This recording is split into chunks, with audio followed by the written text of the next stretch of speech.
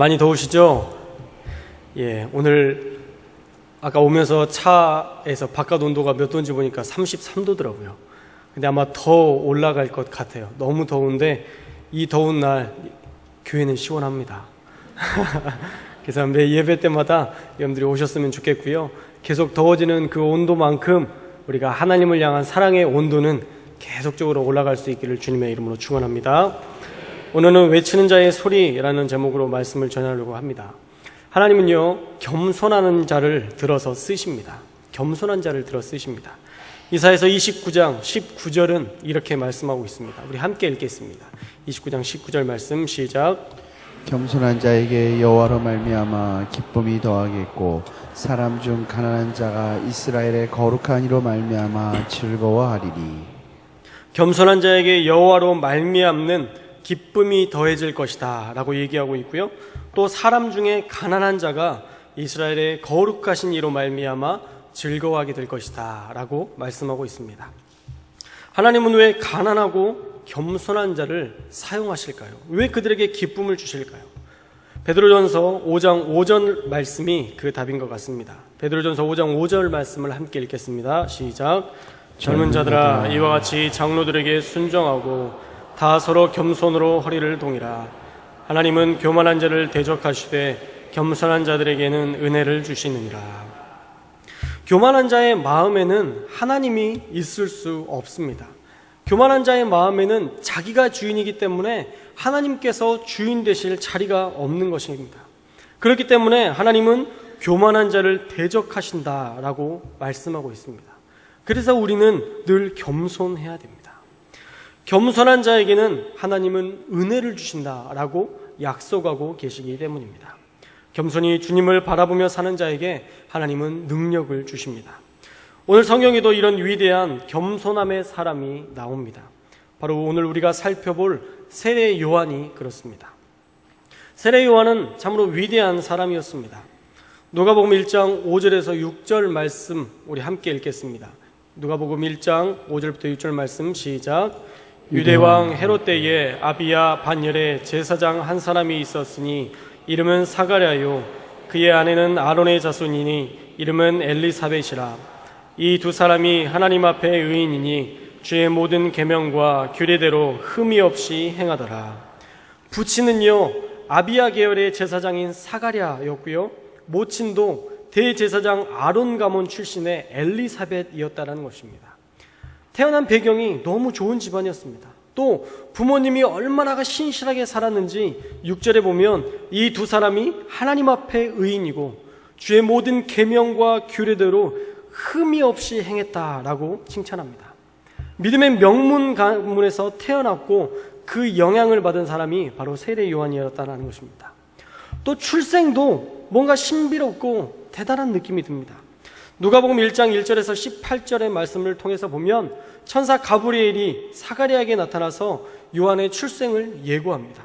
그리고 이때 요한이라는 이름을 계시해 주었습니다. 요한이라는 이름의 뜻은 무엇일까요? 요한이라는 이름의 뜻이 무엇이죠?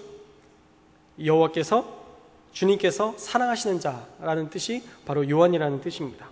이 이름을 천사를 통해서 알려주셨습니다. 또 그 사람은 나신으로 살아야 될 것과 엘리야의 심령과 능력으로 주의 길을 예비할 것이라는 예언함을 받았던 사람이 바로 세례 요한입니다. 또 여기 구약 선지자 이사야와 말라기 선지자에 보면 요한의 사역을, 이 요한 사역에 대해서 예언하기도 했습니다. 정말 대단한 사람입니다. 구약에서 이미 계속적으로 그가 태어날 것이라는 그 예견들이 되었던 그런 사람이었습니다. 그런데 그런 예언이 성취되기 위해서 세례 요한은 공적인 사역을 시작하기 전까지 빈들에서, 광야에서 경건하고 청빈한 나시인의 생활을 했다라는 것입니다. 하나님 앞에서 훈련되고 경건한 삶을 살아낸 하나님이 쓰실 만한 사람으로 그는 광야에서 훈련을 받았다라는 거예요. 그렇게 완벽한, 태생적으로 완벽하고 또 완벽하게 하나님을 의지하고 살았기 때문에 세례 요한의 사역은 정말 어떤 선지자 못지않게 탁월하였습니다. 세례 요한은 로마의 디베리오 가이사 통치 제15년경에 요단강 부근에서 회개의 세례를 전파하면서 사역을 시작했습니다. 회개하라, 천국에 가까웠느니라 라고 그러한 하나님의 말씀을 선포하기 시작했습니다.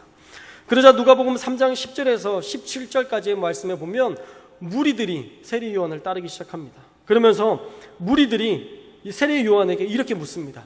우리가 이제 무엇을 해야 됩니까? 우리가 어떻게 살아야 됩니까? 라는 것을 묻습니다. 그러자 옷 두 벌이 있는 자는 옷 없는 자에게 나눠주고 먹을 것이 있는 자도 그리하라 라고 말씀합니다. 그냥 대중의 많은 사람들의 그 무리뿐만 아니라 세리도 찾아와서는 세례를 받기 위해 왔고, 또 우리는 무엇을 해야 됩니까? 우리는 어떻게 살아야 됩니까? 라고 세례 요한에게 묻습니다. 그러자 세례 요한은 부과된 것 외에는 거두지 말아라 라고 이야기합니다. 바로 정직하게 살라는 것입니다. 또 군인들도 찾아옵니다. 그리고 우리는 무엇을 해야 됩니까? 라고 묻자 사람에게서 강탈하지 말고 거짓으로 고발하지 말고 받는 급료를 족한 줄로 알라라고 말씀합니다. 어쩌면 그 당시에 모든 사람이 세례 요한을 알았고 그에게 세례를 받으려고 줄을 섰을 뿐만 아니라 모든 사람들이 자기의 자리에서 어떻게 살아야 할지 물을 정도로 이 세례 요한의 사역은 실로 대단했습니다. 또 세례 요한은 예수님께 세례를 베푼 유일한 사람이기도 했습니다. 메시아에게 세례를 베푼 유일한 사람입니다. 이 정도 되면 교만할 이유가 충분합니다. 그가 교만할 이유는 충분했습니다. 그런데도 세례 요한은 겸손한 자리에서 자신은 그리스도가 아니고 예수님이야말로 진정한 메시아시다라고 선포합니다. 그리고 그분은 반드시 흥하셔야 하고 나는 쇠해야져야 한다라고 자신의 삶을 그렇게 죽여가는, 자신의 삶은 죽어야 되는, 썩어져가는 미랄로 죽어져야 되는 그러한 것으로 표현했다는 것입니다. 요한복음 3장 29절에서 30절 말씀 우리 함께 읽겠습니다. 29절부터 30절 말씀 시작. 서서 신랑의 음성을 듣는 친구가 크게 기뻐하나니 나는 이러한 기쁨으로 충만하였노라. 그는 흥하여야 하겠고 나는 쇠하여야 하리라 하니라. 29절 말씀을 새 번역에서는 신부를 차지하는 사람은 신랑이다. 신랑의 친구는 신랑이 오는 소리를 들으려고 서 있다가 신랑의 음성을 들으면 크게 기뻐한다. 나는 이런 기쁨으로 가득 차 있다 라고 말씀합니다. 자신은 신랑이 아니라 신랑의 친구 정도로 비유할 수 있는데, 그래서 자기는 그냥 들러리라는 거예요. 그냥 신랑을 기뻐하는 자라는 겁니다. 그 이상도 그 이하도 아니고 나는 신랑이 오는 것을 기뻐하는 자라는 거예요. 그리고 세례 요한은 자신은 이 신랑을 맞이하는 것만으로, 그 사람들이 기뻐하는 그 환호성을 듣는 것만으로도 기쁨이 충만해져 있다라고 고백하고 있습니다. 그리고 이어서 말하는 세례 요한의 고백은 주님은 흥하여야 하겠고 나는 쇠하여야 하리라 라고 말씀합니다. 말씀을 준비하는데 얼마나 부끄러웠는지 모릅니다. 위대한 일을 이룬 것도 없고 정말 세례 요한처럼 선포하는 곳마다 모든 사람들이 변화되고 하나님 앞에 애통하는 자를 만들지도 못하는 그런 부족한 사람인데도 정말 세례 요한처럼 신랑의 음성만을 기뻐하고 즐거워하고 있는가? 우리 예수님의 음성을 듣는 것만으로 즐거워하고 있는가? 반성하게 되었습니다. 또 주님은 흥하셔야 되고 나는 쇠져야 합니다. 나는 드러날 필요가 없고 오직 주님만 드러나셔야 됩니다. 라는 이 고백을 내 삶 속에서 얼마나 하고 살아가는지 제 삶을 돌아보게 되었습니다. 세례 요한은 엄청난 사역을 이루고 많은 사람들이 따르는 그때에도 주님은 흥하셔야 하고 나는 쇠해야 합니다 라고 고백하는 그 겸손한 세례 요한의 믿음이 부럽기 시작했습니다. 우리 모두가 그 믿음을 부러워하고 또 배워야 할 줄로 믿습니다. 정말 우리의 삶은 자랑할 것이 없습니다. 왜냐하면 모든 것이 하나님이 하신 일이기 때문입니다. 하나님이 하신 것이기 때문에 하나님만 자랑하는 것이 옳은 일입니다. 그런데 한 가지 생각해 볼 것은 정말 자랑할 것이 없어서 자랑하지 못하는 것은 하나님 앞에 부끄러운 일이라는 것입니다. 하나님 앞에 나아갔는데 주님 저는 무익한 종입니다 라고 고백했을 때 그래 너 정말 무익하더라 라고 말씀하시면 얼마나 부끄럽겠어요. 아무것도 하지 않고 아무것도 이루지 않은 상태에서 주님 앞에 부끄러운 마음만을 가지는 것으로 그것은 겸손함이 되지 않는다라는 것입니다. 세례 요한은 정말 능력이 없어서 자랑하지 않고 겸손한 것이 아니라 모든 것을 다 갖췄음에도 겸손하게 주님을 바라보며 주님은 흥하셔야 하고 나는 쇠하여야 합니다 라고 고백했습니다. 이것이 바로 그리스도의 삶입니다. 탁월하게 살지만 겸손하게 주님을 바라보는 삶, 저와 여러분의 삶이 그렇게 되기를 주님의 이름으로 축원합니다. 세례 요한은 그렇게 온전하게 겸손하게 살았습니다. 오늘 본문에서도 유대인들이 예루살렘에서 제사장들과 레위인들을 요한에게 보내서 너는 누구냐라고 묻습니다. 많은 사람들이 의견이 분분한데 그렇다면 너는 진짜 누구냐라고 묻습니다. 그때 요한은 나는 그리스도가 아니다 라고 말합니다. 그러면 너는 다른 사람들이 말하는 것처럼 엘리야냐? 그렇게 물었습니다. 그런데 세례 요한은 엘리야도 아니다 라고 얘기합니다. 그렇다면 넌 도대체 누구냐? 라고 물었을 때에 23절의 말씀을 그들에게 이야기했습니다. 우리 23절 말씀을 함께 읽겠습니다. 23절 시작.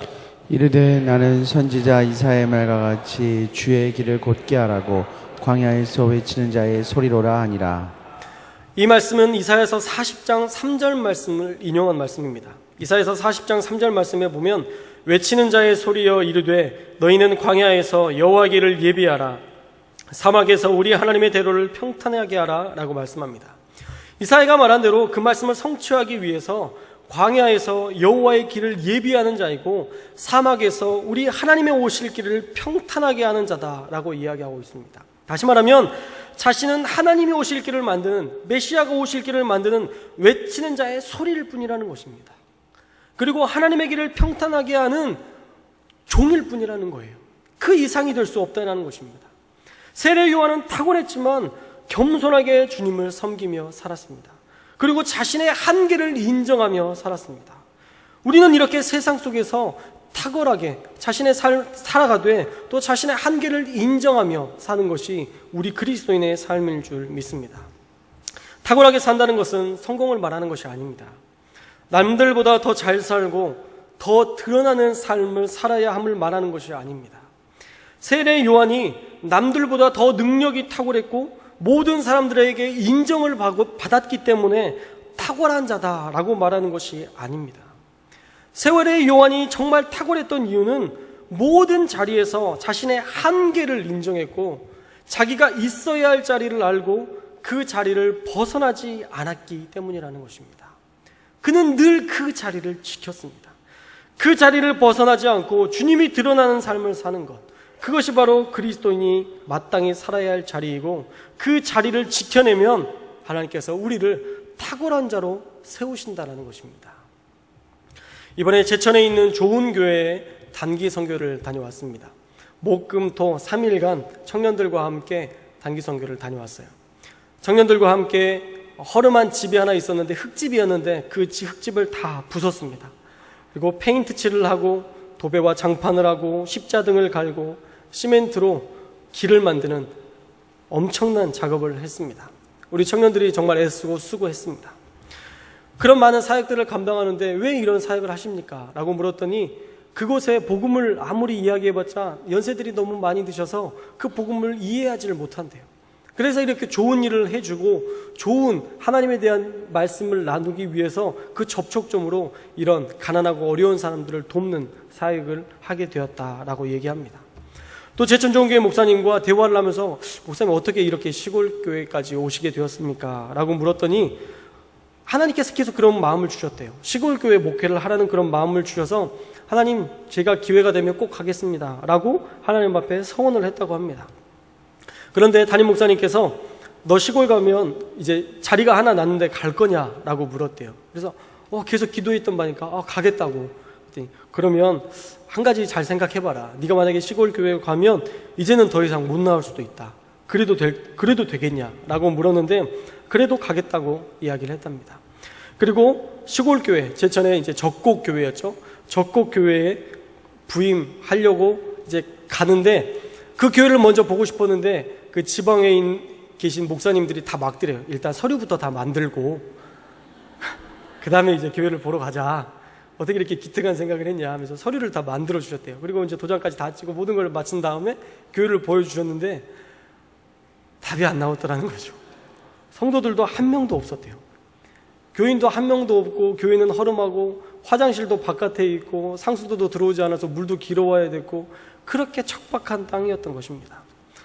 그곳에서 사역을 한 3년 정도 지나니까 우울증에 걸리겠더래요. 성도들은 없지, 자기가 해야 될 일도 없지. 그래서 저녁마다 찬양 반주기를 켜놓고 1시간씩 찬양하고 기도했답니다. 그렇게 기도하면서 버텨내면서 묵묵히 사역을 하다가 하나님께서 어떤 기회를 주셔서 그 마음을 붙들고 이왕 시작한 거 열심히 해보자. 그리고 계속적으로 사역의 길을 열기 위해서 애쓰고 몸부림치시면서 사역을 했는데 지금은 35명의 교인이 있다고 합니다. 계속 차량 운행을 하고 아프다고 그러면 그 할머니를 모셔다가 데리고 가서 MRI 다 찍고 자녀에게 얼마 나왔다고 얘기하고 사진 찍어서 보내고 그 돈을 자기가 내주면 좋겠지만 그럴 수 없는 형편이니까 그 자녀에게 얘기해서 첫째한테 얘기했는데 저희도 형편이 어려워서요. 그러면 둘째 번호 알려달라고. 그래서 둘째한테 또 전화하고 그렇게 사역을 해나가면서 이렇게 성도들이 계속 부흥했다고 합니다. 재정이 없어서 텃밭을 교인들과 일구고 묵묵히 자기 자리를 지키면서 그렇게 복음을 전했다고 합니다. 자신의 자리를 지켜내고 사명을 감당하니까 하나님께서 이제는 너무 많은 것을 맡기셔서 너무 감사하다라는 이야기를 했습니다. 요양원도 하고 있고요. 연탄은행도 하고 있고요.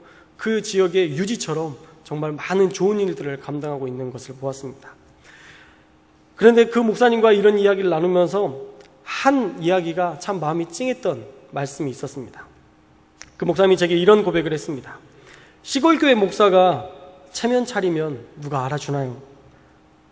자존심 내려놓고 도와달라고 해도 될까 말까인데 나는 우리 교회를 위해서 자존심 내려놓은 지 오래입니다. 교회를 위해서 자존심 내려놓은 지 오래라는 말이 참 짠하게 들렸습니다. 그런데 그런 목사님이 계셔서 좋은 교회, 원래 적곡교회였었는데 좋은 교회로 이름을 바꿨는데요. 정말 그 교회가 진짜 좋은 교회가 되겠다라는 생각이 들었습니다. 광야에 외치는 자의 소리가 되려면 그 자리를 지켜내야 합니다. 나에게 맡기신 그 자리를 묵묵히 지켜내야 합니다. 오늘 초등예담 헌신예배인데 모든 교사들이 그 자리를 지켜낼 수 있기를 주님의 이름으로 축원합니다. 전도사님이 지켜야 할 자리가 있습니다. 솔직히 말하면 사역자의 자리가 제일 큽니다. 사역자가 가진 믿음 이상을 뛰어넘는 성도는 없다라는 말이 나올 정도로 사역자의 믿음은 대단히 중요한 것입니다. 사역자의 그 자리를 우리가 지켜내야 합니다. 교사 역시도 그렇습니다. 본대로 합니다. 교사들이 지각하면요, 아이들이 기가 막히게 그것을 파악해서 그대로 지각합니다. 그리고 이렇게 이야기합니다. 선생님도 늦었잖아요. 그렇게 얘기해요. 교사들이 성경책 안 가져오면요, 아이들은 말할 것도 없습니다. 지금 여러분이 하고 있는 그 모습이 바로 여러분의 그 자녀의 미래의 신앙의 모습이라는 거예요. 그것의 청사진일 수밖에 없습니다. 여러분들은 지금 한 아이의 신앙을 책임지고 있습니다. 여러분들이 한 그대로 할 겁니다. 제가 고등학교 때 저를 지도하셨던 유봉자 선생님이라는 분이 계세요. 우리 유봉자 선생님은 믿음에 대해서 늘 철저하셨습니다. 그때 공과를 하셨던 것은 솔직히 하나도 기억에 남지 않습니다. 공과를 철저히 1시간씩 준비하셔서 하셨었는데 기억에 남지는 않아요. 분명한 것은 대단히 열정적이셨다라는 거예요. 저희 때에는요, 레스토랑 한번 가는 것도 대단한 일이었습니다. 돈가스를 먹는 것도 방법이 있어서 뭐 스프가 나오고 뭐가 나오고 그러는데 그 방법을 몰랐어요. 칼질을 오른손으로 잡을지 왼손으로 잡을지 그런 것도 모르는 때였어요. 아마 시골이어서 더 그랬을지 모르겠습니다. 돈가스는 구경도 못했던 때였습니다. 그런데 그 선생님께서 그 좋은 것도 먹어봐야 된다고 하면서 저희 고3 친구들을 레스토랑에 데려가셨습니다. 그러면서 스프는 어떻게 먹어야 되고 또 칼질은 어떻게 해야 되고 그런 것들을 다 알려주셨어요. 그러면서 좋은 것들을 경험해봐야 네가 나중에 서울에 가서든 어디를 가서든 부끄럼 당하지 않으니까 이것도 경험해봐야 된다라고 저에게 알려주셨어요. 그 돈가스의 맛은 다 잊어버렸습니다. 그러나 그 사랑은 아직도 제 기억에 남아 있습니다. 한 선생님의 영향력은 대단히 큽니다. 그런 영향력은 묵묵히 끝까지 그 자리를 지킬 때 가능한 일입니다. 사랑하는 우리 성도님들과 초등예담 모든 사역자들이 묵묵히 그 자리를 지키고 열정과 사랑으로 섬길 수 있기를 주님의 이름으로 축원합니다. 또한 광야의 소리가 되려면 우리는 늘 겸손하게 주님을 바라보고 살아야 합니다. 주님을 바라볼 수 있어야 돼요. 하나님을 바라보지 않으면요, 겸손은 금세 무너지게 되어 있습니다. 솔직히 이야기하면 겸손은 우리 안에서 나오는 본성이 아닙니다. 우리의 본성은 교만이에요. 우리의 본성 안에 있는 것은 교만이지 겸손이 아닙니다. 그래서 수시로 조금만 잘나면 잘난 척하게 되어 있습니다. 그게 사람의 본성입니다. 나를 드러내려고 하는 습성이 바로 우리의 본성이에요. 그러나 주님을 바라볼 때, 다시 그 주님 앞에 엎드릴 때에 우리는 겸손해질 수 있습니다. 세례 요한이 겸손할 수 있었던 것은 자신의 한계를 인식하고 또 자신의 삶에서 하나님을 인식하며 살았기 때문에 가능했던 일입니다. 그래, 나는 쇠해져야 하지. 그래, 나는 신발끈을 풀기도 감당하지 못하는 그런 도구일 뿐이지. 그래, 나는 예비하는 자지 예비된 자가 아니야. 그는 늘 자신의 자리에서 자신의 한계를 인정하고 그렇게 한 걸음 한 걸음 나아갔다는 것입니다. 우리의 삶도 그래야 될 줄로 믿습니다. 바라기는 한 주간의 삶 속에서도 우리도 겸손히 주님을 의지하며 사는 저와 여러분이 되시기를 주님의 이름으로 축원합니다. 그래서 주님이 은혜를 베푸시고 그 은혜 가운데에서 탁월하게 살아가면서 오직 하나님께만 영광 돌리는 저와 여러분의 삶이 되시기를 주님의 이름으로 축원합니다. 기도하겠습니다. 사랑하는 주님, 오늘도 말씀 가운데 깨닫게 하시니 감사합니다. 세례 요한처럼 낮은 자리에서 주님을 인식하며 광야에 외치는 자의 소리로 하나님을 선포하고 자신은 쇠하고 주님만 드러나는 삶을 사는 우리 모두가 되게 하여 주옵소서. 겸손한 자에게 임하시는 복을 우리 모두에게 부어 주옵소서. 그래서 한 주간 더 주님만 높이는 삶을 살기를 원합니다. 우리 가운데 임하여 주옵소서. 또한 우리 교회 세우신 담임 목사님을 늘 성령으로 붙들어 주시고 힘과 능력으로 권능으로 함께 하셔서 우리 교회 하실 위대한 역사를 함께 이루며 살아갈 수 있도록 성령께서 늘 붙들어 주옵소서. 우리 교회의 만천백의 비전을 속히 이루어주시고 그 비전을 위해 모두가 힘쓰고 모든 성도들이 하나 되게 하시며 또한 이 나라 민족 가운데도 긍휼을 베풀어 주시고 함께하여 주시어서 언제나 하나님으로 말미암아 살아가는 믿음의 백성들 되게 하여 주옵소서. 오늘 헌신을 다짐하는 초등 예담교회 가운데 함께하시고 큰 부흥의 역사가 일어나게 하시며 예배의 임재를 통해서 날마다 변화되는 은혜를 허락하여 주옵소서. 또한 이번 주에 중등 예양교회와 윤영꿈땅교회 수련회가 있습니다. 놀라운 역사를 경험하게 하시고 하나님을 만나는 시간이 되게 하시고 인생이 바뀌는 은혜의 시간이 되게 하여 주옵소서. 한 주간도 놀랍게 일하실 하나님을 기대하며 우리 가운데 함께하여 주실 주님을 기대하며 거룩하신 예수님의 이름으로 기도합니다. 아멘.